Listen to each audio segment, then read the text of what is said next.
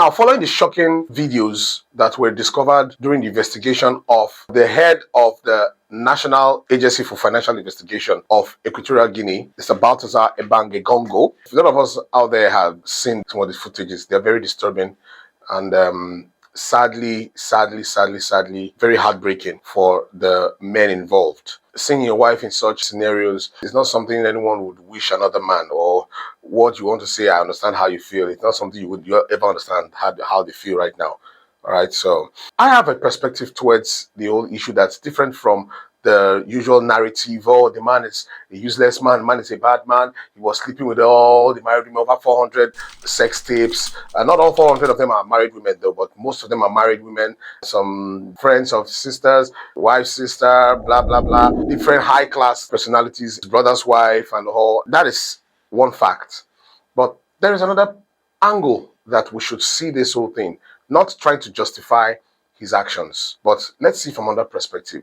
The perspective of marriage, the perspective of commitment, the perspective of societal values lately. Follow me quickly and you understand what I'm trying to say.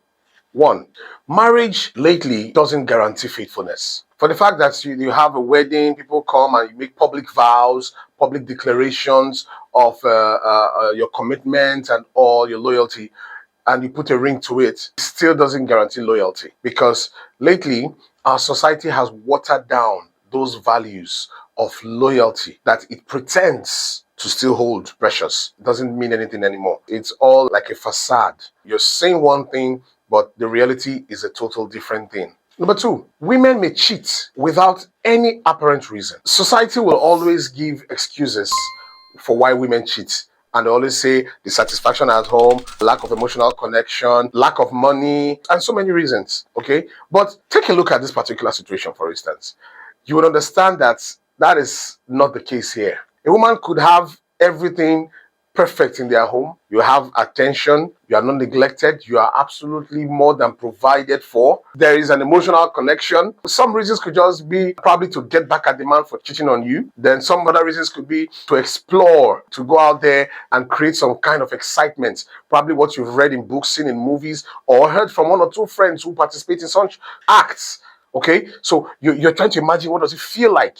These are some things that could just stir a woman into cheating for no apparent reason. You just want to find out, or you just want to rebel because of a situation at home, and you feel that is the way to solve the problem. Three, wealth cannot guarantee loyalty. If you check out the profile of these women who were involved in this stuff, a lot of them were people from good homes. We had amazingly wealthy husbands, high-class men in society, but still, they still went out there. And that's because our society has watered down three major things: respect, values, and genuine connection. These used to be the bedrock for every union, every relationship, whether you're officially wedded in church or do traditional marriage or not, as long as you're in a relationship, these were the bedrock of every relationship. But all that has been swept down the drain, sadly, and that's why we could have such an ugly scenario with this very incident. Number four, our current society lacks strong moral compass and clear guidelines. You know, the lack of accountability, both personal and societal, has bred this culture of recklessness that has all of a sudden invaded our society, where disloyalty and faithfulness, whether caught or not, are being treated as private issues instead of ethical issues, where these things will be seriously dealt with and prioritized. Like, this is not our culture. Such things should not exist, right? Marriage used to be held in very high esteem, but right now, such issues we treated. Oh, let's handle it privately. Let no one hear. Let no one hear about it. You're hiding things. You're coding stuffs, and the more you hide such things from the upcoming generations, the more they think that these things never existed. And it's risky for the future generation if by this time we're living our lives like this. Number five, this very incident gave me a clearer, deeper insight to the reality that women cheat too. It's very dangerous when a woman cheats. Let me put it that way. For a man, of course, men cheat, all right? But women are not left out. For a man, it could be all about the physical attraction, where you just have sex and then you just move on. You're there doing one or two things. There's no connection. But for a woman, it's always an emotional dependency, an emotional connection And because of that emotional connection, it makes the betrayal repetitive, more consistent, where the lady just sees herself continuing without being able to stop, because there's always an emotional connection when a woman cheats. So let the society change that narrative where the women are being painted with this saintly eye, all right, saintly picture that, yeah, it's men who cheat, men are scum, men are this, men are, those are the popular words, all right. Society needs to change that narrative. Women cheat too. We saw a lot of women there. Women cheat too. Number 6, perhaps marriage is way overrated. You know, in our society today, marriage is being marked as a milestone achievement, right?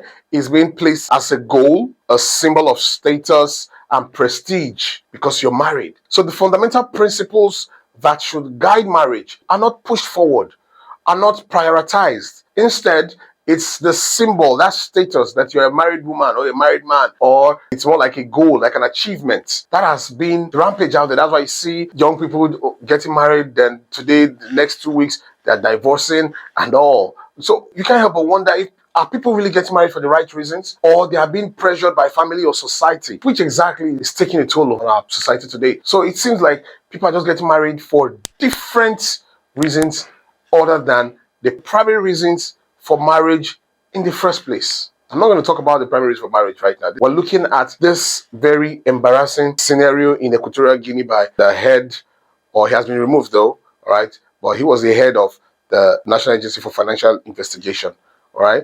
And the investigation was being carried out in his home, where they wanted to find out if he stole money or embezzled, blah, blah, blah, blah, blah, all the normal details, just like our EFCC, all right? In the process, they came across these materials. I personally, I've condemned the footages, his actions and all, but I'm not among the school of thought who would condemn him or judge him and say, oh, he should be condemned. No, because if you check out some of those footages, I just saw a couple of them because I was virtually irritated. You know, these women participated willingly. As a matter of fact, some of them actually controlled the cameras so they could be well seen. It was more like something of fun. And a lot of people were crucifying him, until very recently a footage of his own wife came out. So it's more like a family business. Oh my goodness, interesting. All right. And that footage of his wife was in his custody. So he is actually aware that his wife was also doing such. So apparently it's a mutual consent that you do your thing, I do my thing. We just have the footages, we just watch and go crazy. A lot of people are weird out there. A lot of people are so weird out there. Okay, and we're still hoping it comes out, because there are speculations out there that there are other footages, including him, his wife, and other multiple partners carrying out an orgy. It's a very crazy world out there. Looking at them from afar, you wouldn't have believed, even imagined, that these people indulge in such acts. And it's not just them. According to a parable I learned from an elderly friend, he said, it is the one that is caught that is called thief. Now, who they catch that they call thief? The one where you know catch, you know go fit call am thief. So which means there are more thieves out there than the ones that are actually apprehended. So they are not the only ones involved in such acts. There are other people in every nation of this world. Such acts are being carried out on a daily basis. Let's not make it look like these guys invented a brand new sin to the earth. No, not at all. As a matter of fact, oh my goodness, I was so shocked when I said, well, this man shouldn't have done this. I think he was reckless, he was careless, he was just being crazy, and he needs psychological evaluation.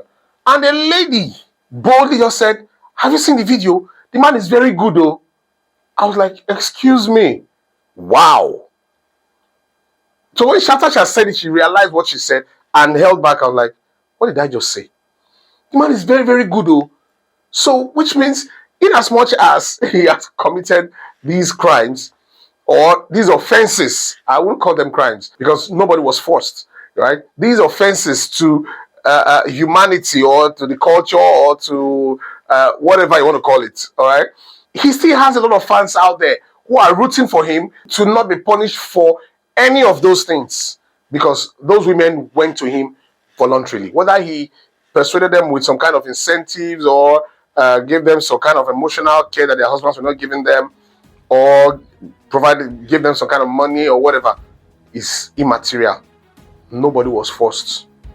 Somebody was forced. But if someone down here in a very serious relationship could say out of reflex that, have you seen the man? I've seen a lot of the videos. The man is very good. The man is, I'm like, oh my, wow. So just imagine what I was talking about. How fragile relationships have become. Finally, don't get blinded by the fairy tale of marriage or being in a relationship and you think that's all about it. If you're going to choose someone, choose a partner with integrity, loyalty, and high moral values, so that such a person would place commitment as a lifelong promise, not a temporary contract. Like I always say, in all that getting, get sense. Very, very important. Don't forget to like, share, drop a comment, and of course, subscribe. I'll see you again in my next video.